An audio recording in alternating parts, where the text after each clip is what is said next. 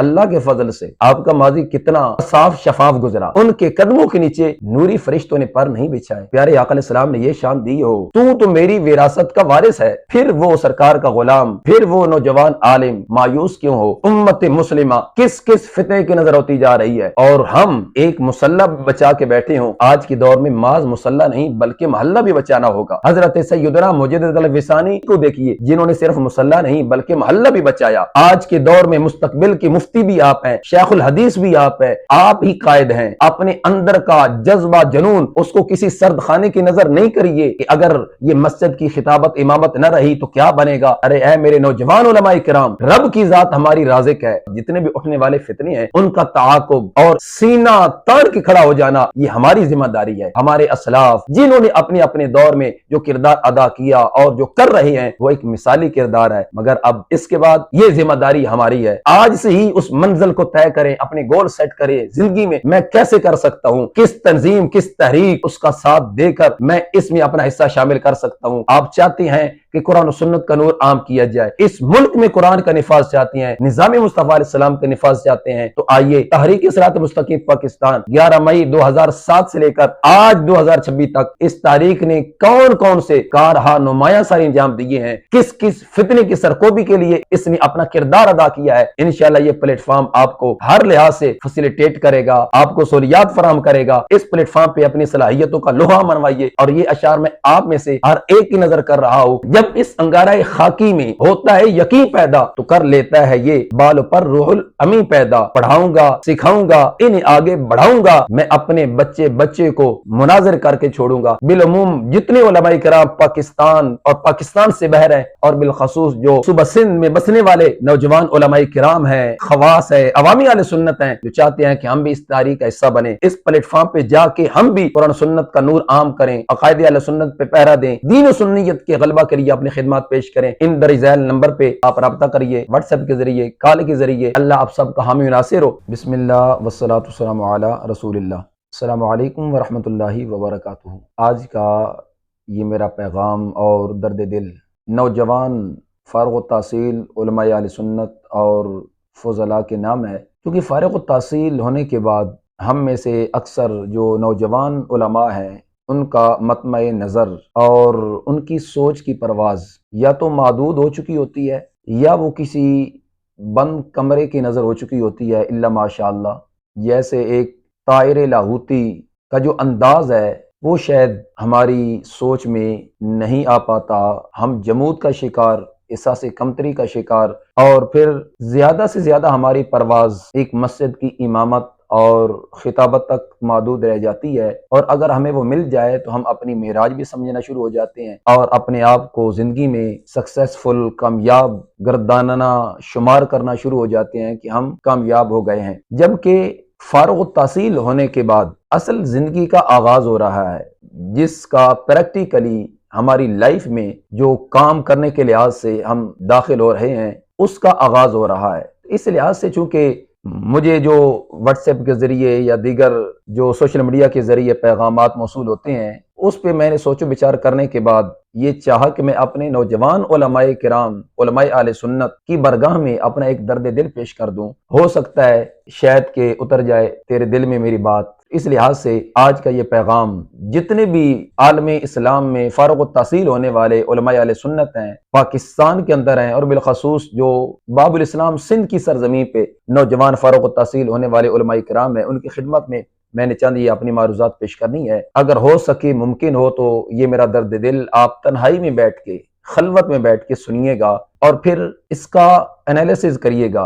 अपनी लाइफ, अपनी जिंदगी और वो मंजर अपने जरा सामने लेकर के आइएगा कि वो बचपन का ज़माना कि जब आप कुरान मजीद फुरकान हमीद को हिफ्ज करने के लिए किसी मदरसा में दाखिल हुए और उस दौरान आपकी लाइफ कैसी गुजरी, जिंदगी आपकी कैसी गुजरी कि जब सारे लोग सो रहे होते, दुनियादार आराम सुकून की जिंदगी गुजार रहे होते, आप सर्दियों की ठिठुरती रातों में, यख बस्ता रातों में तहज्जुद के वक्त उठ के आप उस ठंडे पानी से वुजू करते, जेब तन जो लिबास होता वो भी इस कदर बारीक कि आपकी सर्दी भी उससे ना रुक पाती, फिर भी आप अपने सामने रब का कलाम रख के बावुजू बैठ के उसकी तिलावत कर रहे होते। फजर की नमाज आप बाजमात अदा करते, फिर बैठ जाते कुरान हिफ्ज करना, रब के कलाम को सीने में महफूज करने के लिए। फिर इसी तरह यह सिलसिला जोहर तक रहता, जोहर की नमाज आपने अदा की, फिर जोहर के बाद असर तक का यह सिलसिला रहा, असर की नमाज जमात के साथ अदा की, मगरिब की, इशा की, फिर इशा के बाद फिर यह सिलसिला रहा। यूं आप हाफिज बन गए। हाफिज बनने के बाद फिर आप जब आलिम बनने के लिहाज से आपने कदम रखा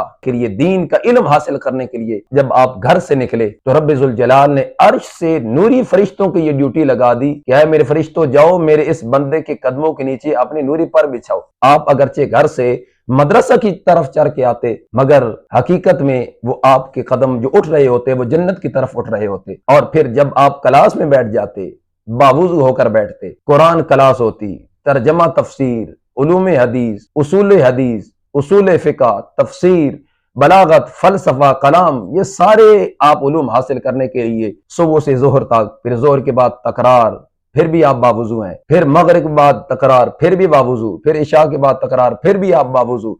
और इस दौरान सारी नमाजें आपने पंजगाना अल्लाह के फजल से जमात के साथ अदा की हैं। आपका माजी कितना अल्लाह के फजल से पाकीज़ा गुजरा, कैसा साफ शफाफ गुजरा बनिस्बत उन दूसरे हजरात के जो कॉलेजेस में, यूनिवर्सिटीज में या किसी और ऐसे इंस्टीट्यूट में जाकर दुनियावी तालीम हासिल कर रहे हैं। उनकी वो शान नहीं जो आपकी शान है, उनका वो रुतबा नहीं जो आपका रुतबा है, उनका वो मकाम नहीं जो आपका मकाम है।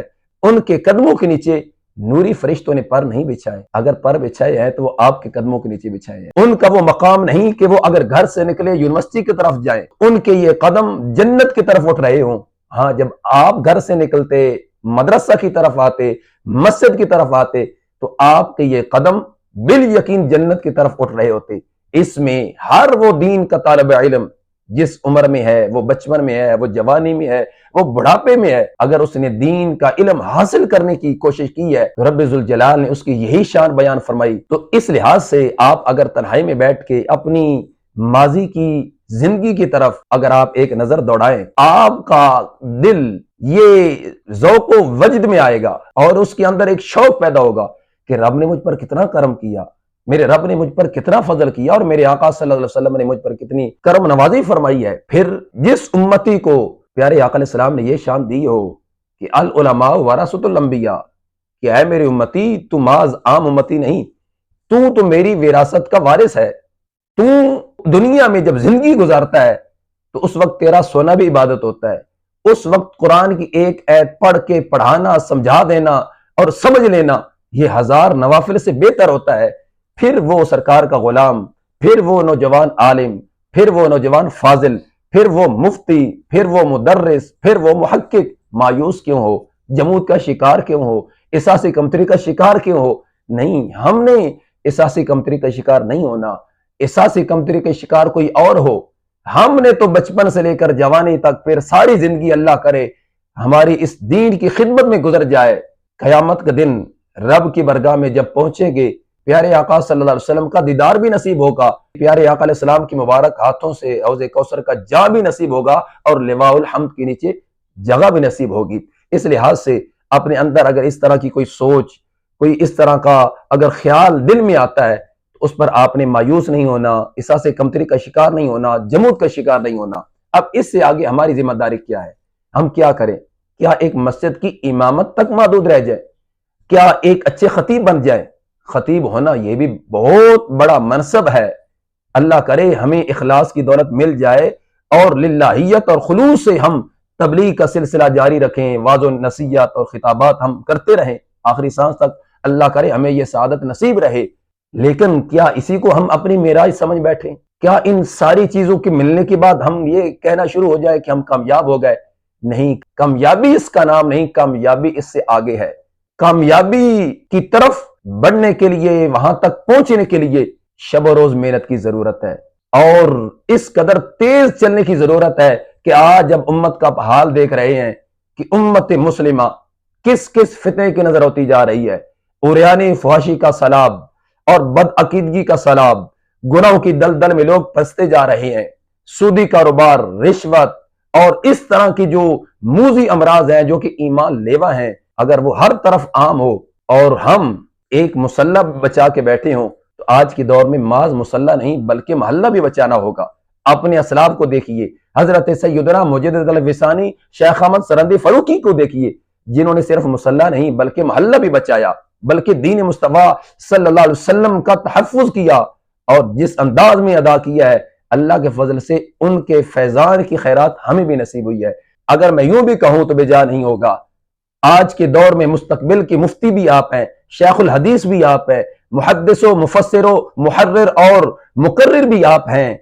आप ही कायद हैं, आप ही रहबर और रहनुमा हैं, आप ही पीर और रहनुमा हैं। आपने ही अवाम की रहनुमाई करनी है, अपने शागिर्दों की रहनुमाई करनी है, अपने तलमजा की इसरा और उनका तज़किया फरमाना है।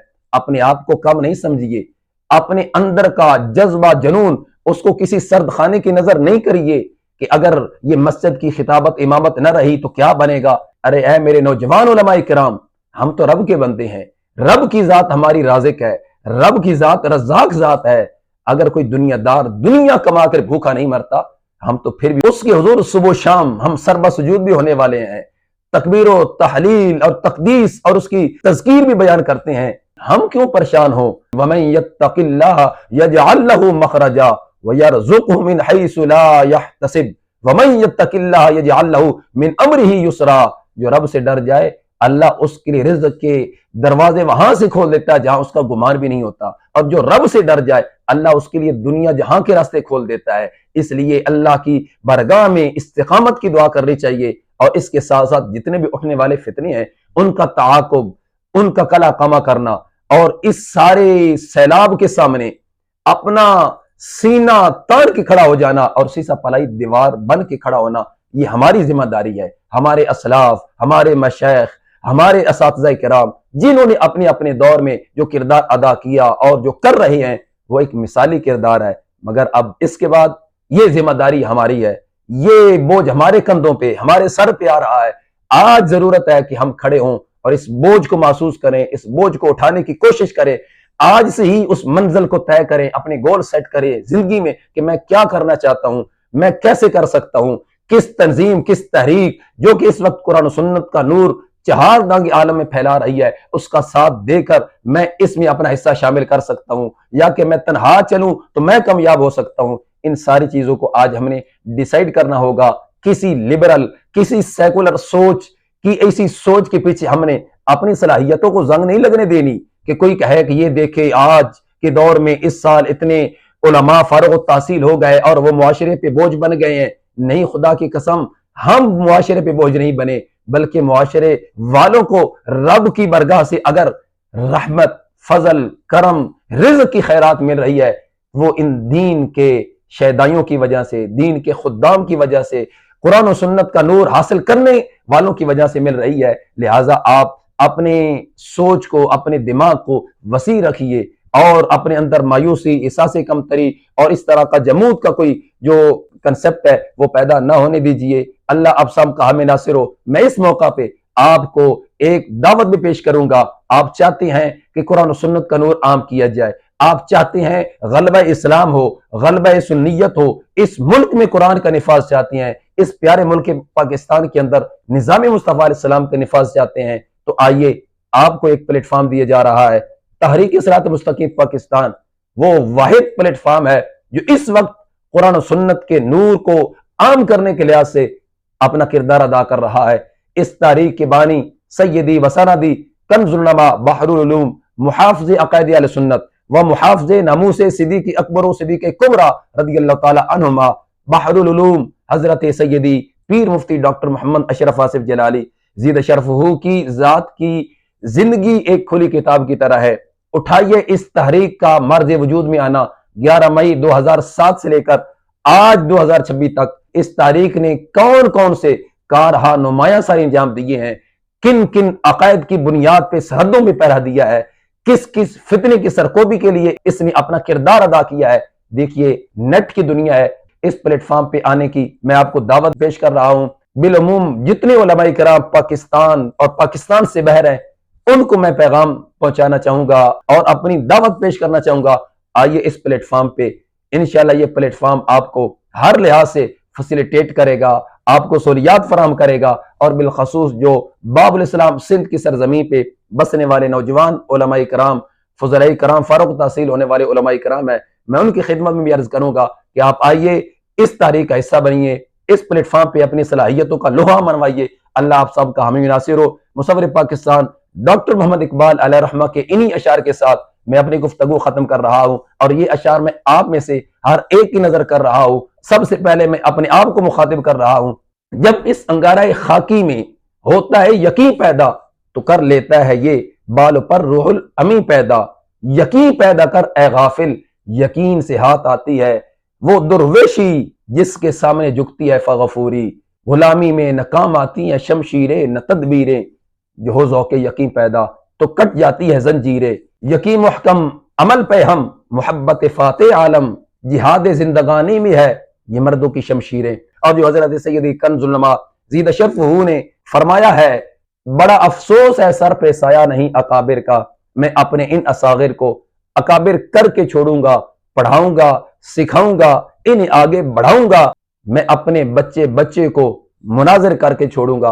हो तारी जलजला एक बार इन बातिल ईमानों पे, मैं अपने कौम के बच्चे बहादुर करके छोड़ूंगा।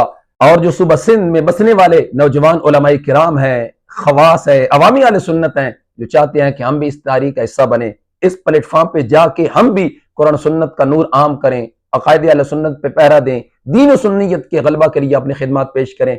इन दरिज़ैल नंबर पे आप रब्ता करिए, व्हाट्सएप के जरिए, कॉल के जरिए। अल्लाह आप सबका हामी नासिर हो। अल्लाह आपकी सलाहियतों में मजीद बरकतें नसीब फरमाए, आपको शरह सदर नसीब फरमाए। वमा तौफीकी इल्ला बिल्लाह।